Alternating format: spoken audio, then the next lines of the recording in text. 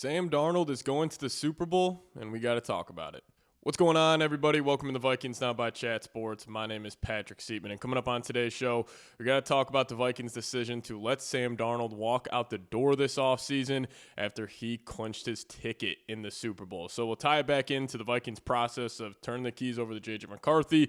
Also talk about what this means for Kevin O'Connell, because we all know there's a ton of pressure on him heading into next season to get that playoff win, to finally get over the hump and do something to have some sort of postseason success. But with Sam Darnold having a bunch of success outside of Kevin O'Connell's system, and with KOC being carried by Brian Flores this past year and back in 2024, we got to talk about him and just the whole, decision that this franchise has. If the Vikings do not end up making the playoffs this year, could it potentially be Kevin O'Connell's last year here in Minnesota? But hey, if you guys are happy for Sam Darnold, I definitely am. Go down there, hit that thumbs up icon. I was pulling for him yesterday just to kind of stick it to the Vikings organization a little bit, because this is no doubt a catastrophic mistake. And that's why I'm still shocked that there has not been major changes in the Vikings organization. We have talked about the decision to keep GM Kwesi Adofo-Mensah and why it's just idiotic. This guy can't draft.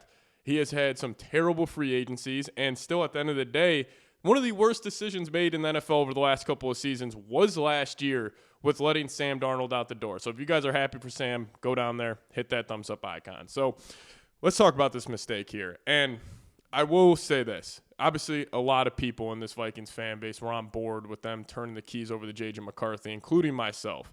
And the decision to go the J.J. made a lot of sense on paper, where it's like, hey, we got J.J. McCarthy. He's on that rookie scale contract. We loaded up in free agency. The Vikings had the most expensive roster in the National Football League, spending $350 million, the most out of any team on this team this season. So the decision, like the process of it, makes a lot of sense. You spent the 10th overall pick on this guy. Clearly, you really believe in him. He spent the whole last season learning behind the scenes, yes, rehabbing from that torn meniscus. So, like, on paper, building around a rookie quarterback, that makes a lot of sense. However, the evaluation was wrong. The evaluation they had of J.J. McCarthy and a lot of other people in this fan base of him thinking that he's going to be ready day one, including myself, was just flat out wrong. And it haunts me knowing that it's not like Sam Darnold was like, Geno Smith's age, or he was, Kirk Cousins' age when he left Minnesota, or when Geno left Seattle, where they're 33, 34 years old. Sam Darnold was 28 years old. He's in his athletic prime. And what bothers me so much, and that's why I still think the Vikings organization, they just were not patient enough with Darnold. Like, he had a fantastic year.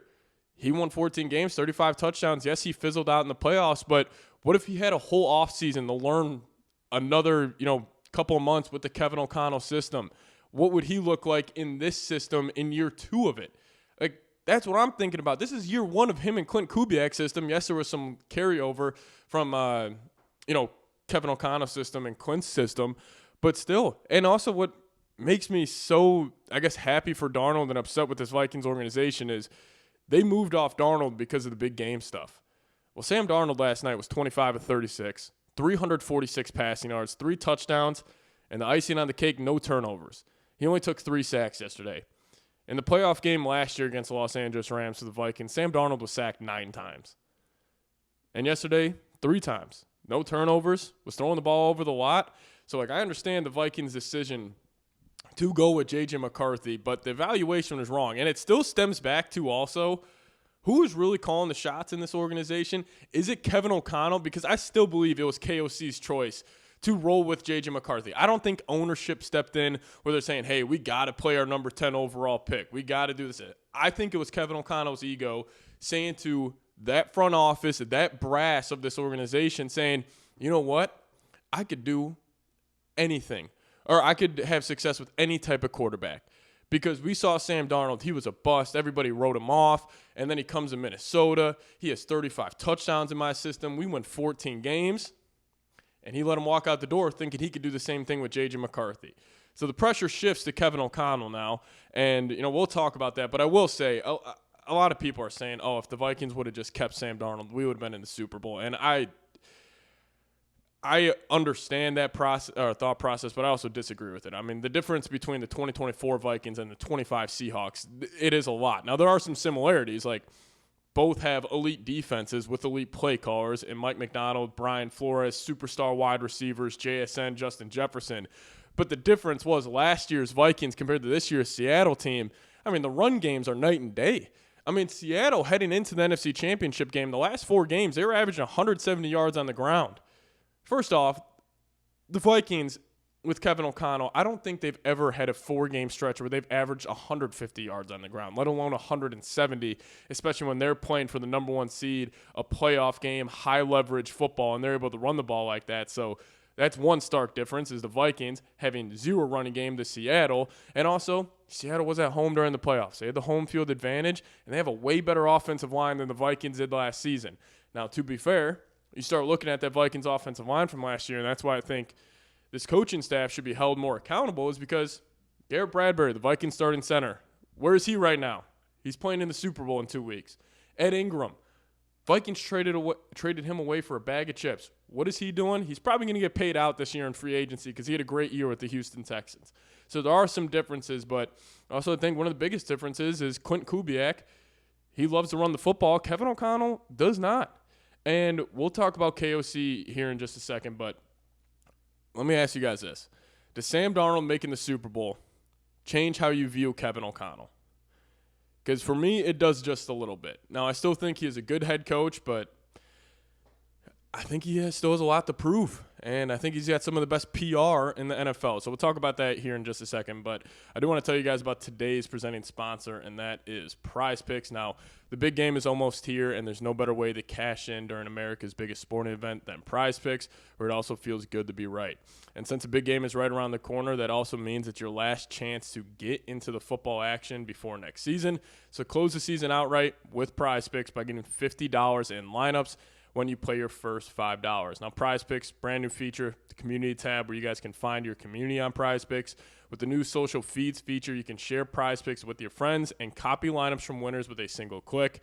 Copy lineups you like or use them as inspiration for your own picks. You can even follow Prize Pick partners like us here at Vikings Now and tail or fade our picks with just one click. They also have a new feature as well called Early Payouts. So if your player gets off to a hot start, you now have the option to cash out those winnings before the game even finishes. So download the Prize Picks app today.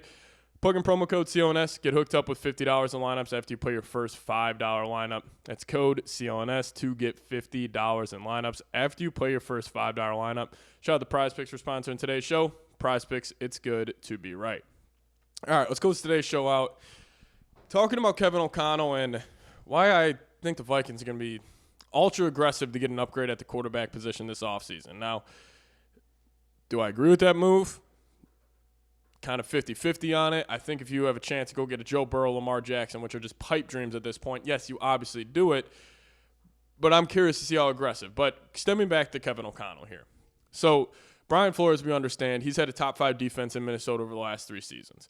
And I think everybody who defends Kevin O'Connell and, our Kevin O'Connell stands, they always like to point at his record. And I understand. He has a very good record as a head coach. I mean, 13 wins in 2022 when he had one of the worst defenses in the league.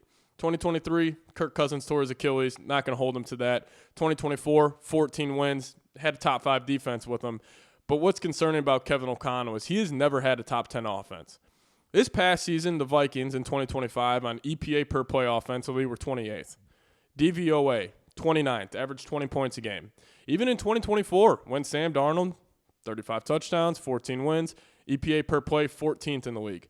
DVOA, 15th. 2023, EPA per play, 18th.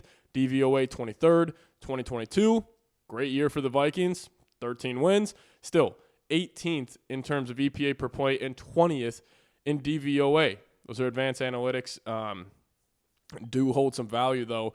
And I think Kevin O'Connell, what is also concerning with him is the same things that we were saying about him back in 2023 and in even just last year, 2024, where we're hoping that he would get better at these, is the short yardage play calling and staying more committed to the run.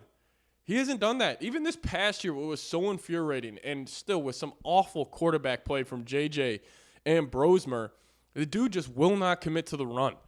You want to make your quarterback's life easier? What did Seattle do last night? They came out there pounding the rock with Kenneth Walker. Then he got Darnold in rhythm, throwing a bunch of quick screens to him, or to the wideouts, getting him some easy ones early. Then he finally took advantage, was connecting on some big ones once he had the confidence rolling. but still the same things apply that we were talking about with Kevin O'Connell back in 2023 are still going to be applying for 2026. And I'll tell you what, there is a ton of pressure on the Vikings GM and head coach this year, especially the head coach. I understand and maybe this is just because the PR that KOC has. I mean, Vikings fans are kind of split 50-50 on him. Some people defend him, and some people are saying he should already get out of town, which I think is a little too much. I still think, you have the combination of Kevin O'Connell, Brian Flores. It's still an elite coaching staff duo, but eventually you got to start winning playoff games. I mean, this is 4 years where he has not had a top 10 offense, and he hasn't won a playoff game. He was a big say in the decision to let Sam Darnold walk out the door. Somebody has to be held accountable for it, because that is just a catastrophic mistake, and that makes me think that they're going to be ultra aggressive to find a quarterback this offseason. With Kevin O'Connell and Kwesi knowing that their job is on the line and they are on the hot seat, do they want to roll with J.J. McCarthy for another year? And then it gets back to, well, what type of competition are they going to bring in? Is Kirk Cousins enough competition? Obviously, Joe Burrow, if that is ever a possibility, you do that in a heartbeat. But, is Kirk enough?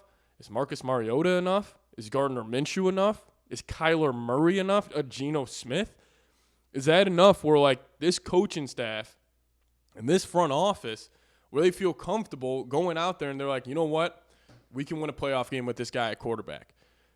Now, maybe they think J.J. McCarthy, still a young kid, still developing, showed a lot of flashes. Maybe they think he can just take a massive step over throughout the offseason, and then he's potentially playing top 15-ish quarterback play next year.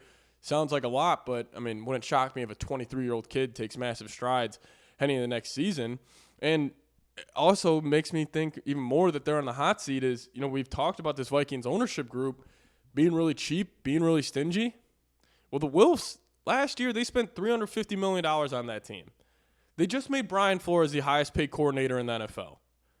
If they don't win a playoff game this year, I really believe there will be changes. Now, will it be just firing Kevin O'Connell? I don't know if it would be that extreme. I guarantee you the GM will probably be gone, especially if he doesn't have another good draft or another terrible draft.